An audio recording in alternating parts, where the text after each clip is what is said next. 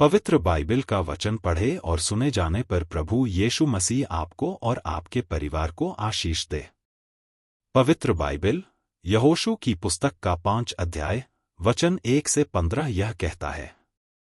वचन 1 जब यरदन के पश्चिम की ओर रहने वाले एमोरियों के सब राजाओं ने और समुद्र के पास रहने वाले कनानियों के सब राजाओं ने यह सुना कि यहोवा ने इस्राएलियों के पार होने तक उनके सामने से यरदन का जल हटाकर सुखा रखा है, तब इस्राएलियों के डर के मारे उनका मन घबरा गया और उनके जी में जी न रहा। वचन 2 उस समय यहोवा ने यहोशू से कहा, चकमक की छुरियां बनवाकर दूसरी बार इस्राएलियों का खतना करा दे।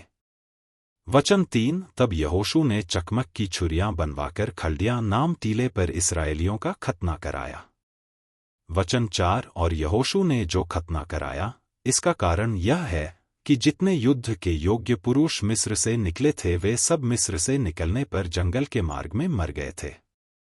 वचन 5 जो पुरुष मिस्र से निकले थे उन सब का तो खतना हो चुका था, परंतु जितने उनके मिस्र से निकलने पर जंगल के मार्ग में उत्पन्न हुए उनमें से किसी का खतना न हुआ था। वचन 6 क्योंकि इस्राएली तो 40 वर्ष तक जंगल में फिरते रहे जब तक उस सारी जाति के लोग अर्थात जितने युद्ध के योग्य लोग मिस्र से निकले थे वे नाश न हो गए, क्योंकि उन्होंने यहोवा की न मानी थी। सो यहोवा ने शपथ खाकर उनसे कहा था कि जो देश मैंने तुम्हारे पूर्वजों से शपथ खाकर तुम्हें देने को कहा था और उसमें दूध और मधु की धाराएं बहती हैं, वह देश मैं तुमको नहीं दिखाने का। वचन 7 तो उन लोगों के पुत्र जिनको यहोवा ने उनके स्थान पर उत्पन्न किया था उनका खतना यहोशू से कराया, क्योंकि मार्ग में उनके खतना न होने के कारण वे खतनारहित थे।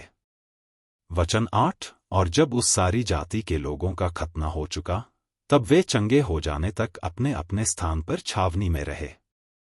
वचन 9 तब यहोवा ने यहोशू से कहा, तुम्हारी नामधराई जो मिस्रियों में हुई है उसे मैंने आज दूर की है।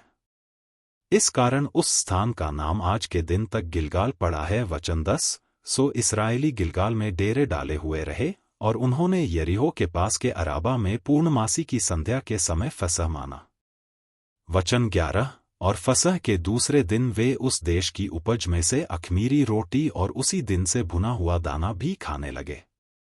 वचन 12 और जिस दिन वे उस देश की उपज में से खाने लगे उसी दिन बिहान को मन्ना बंद हो गया और इस्राएलियों को आगे फिर कभी मन्ना न मिला, परंतु उस वर्ष उन्होंने कनान देश की उपज में से खाई। वचन 13 जब यहोशू यरीहो के पास था तब उसने अपनी आंखें उठाई और क्या देखा कि हाथ में नंगी तलवार लिए हुए एक पुरुष सामने खड़ा है, और यहोशू ने उसके पास जाकर पूछा, क्या तू हमारी ओर का है व हमारे बैरियों की ओर का?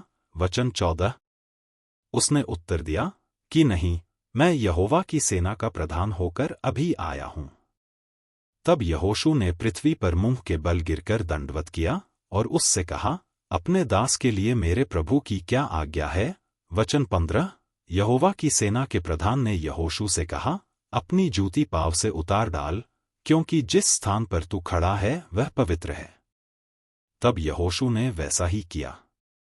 यदि आप विश्वास करते हैं तो यह वचन सभी विश्वासियों को भेजें और इस चैनल को प्रभु यीशु मसीह के नाम से सब्सक्राइब करें और आशीष प्राप्त करें।